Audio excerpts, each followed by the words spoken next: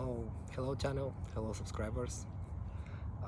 I wanted to make this video for a long time and I'm finally doing it. It's about an experience that I had a few months ago.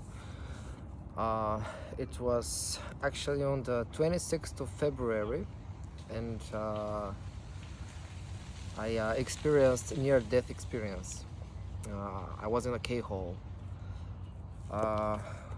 For those of you who don't know, K-hole is when you take more than 150 milligrams of ketamine at once, and you basically detach your soul from your body, and you are not in your body anymore. And I had this experience. It was the first time in my life. Me and my wife took 20 milligrams of 2CB earlier that night. And after the peak was off, I decided that I would take the leap and made myself 2 very big lines of Racemic ketamine, which means that it contains both the R and S isomer. And I crushed them and I did 2 lines, one after another. And I lied down on the bed. And after a few seconds, my wife asked me if anything is happening, what is happening, I'm okay. And while I was preparing myself to answer, the things started to develop. And all of a sudden, before I knew it, I was sucked in somewhere I've never been before. It will be easier for me to read you, because I had this integration journal to help me integrate all these experiences, because it was very dramatic. And I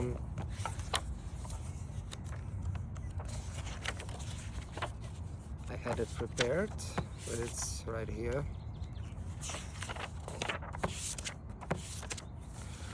So yeah, I died and I came back. 2 big lines that I took with a little bit of struggle for the second one, because they were big. So I lied down and I waited. My wife was next to me. She asked me if I was feeling something. My body slowly was sinking into comfort. Before I was able to answer, different sensations started to rush me, one after another, and I didn't say anything at all. In the next moment, I was totally separated from my body. In front of me, there were figures, geometries, and visions that were changing fast, one after another. And not after a while, all of the structures fell apart, and I didn't know nothing. I was like lost between these spaces, between these dimensions. I knew that there were supposed to be concepts like family, like room, like there has to be room, that you go from one room to another, and I remember that I had rabbits. I knew that I had 2 rabbits, but I couldn't recall nothing more about it. It's just like faint shadows of something that you knew you have to know. But the thoughts are totally dissolved. So I couldn't pack anything into a thought. I couldn't make a sentence. The only thing that I could formulate in one moment was, what is? What is? That was the only thing that I could come up with, because I couldn't figure out anything what is happening.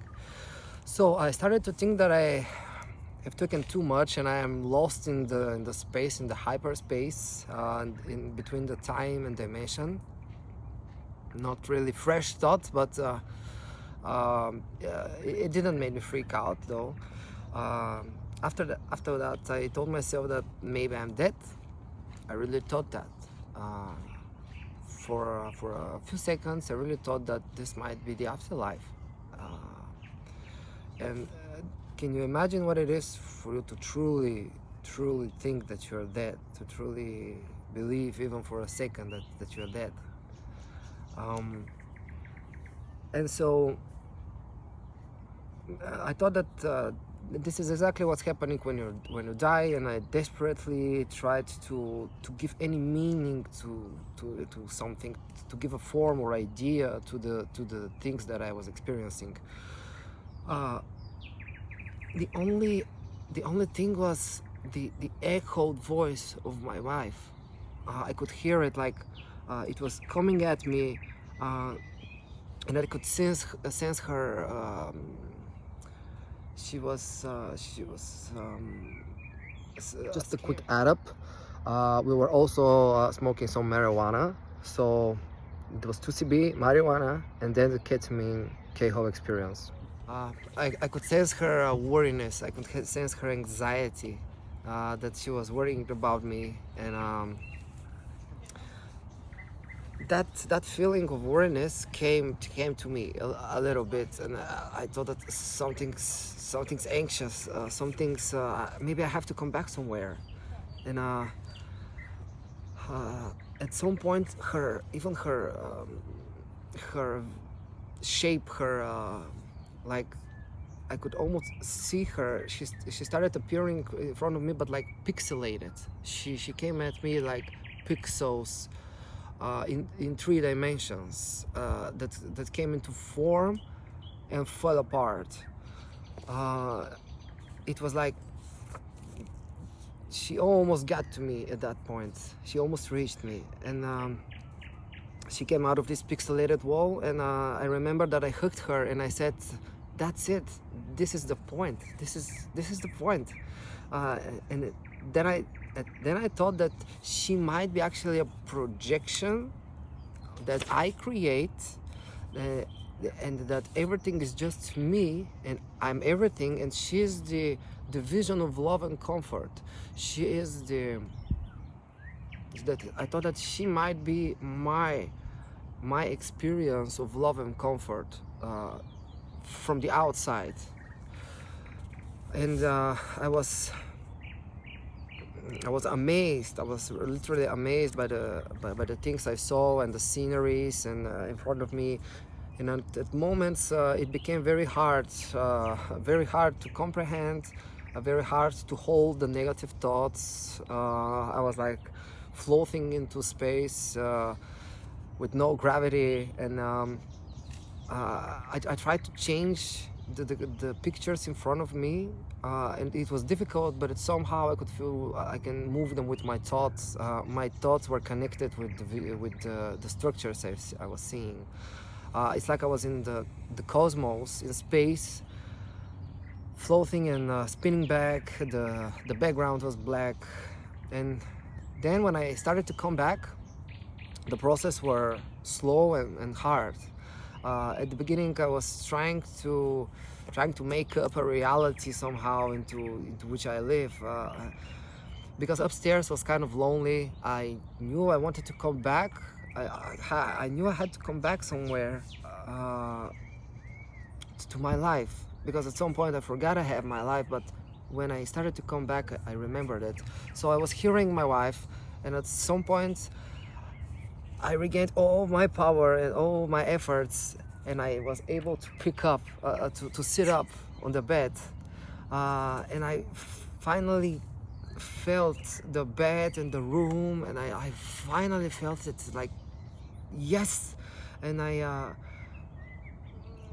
shouted, and I turned around again with all of my strength. I was able to control my body, but I did like this, and it's like I was pulling myself out of a pool of something, some kind of a pool, and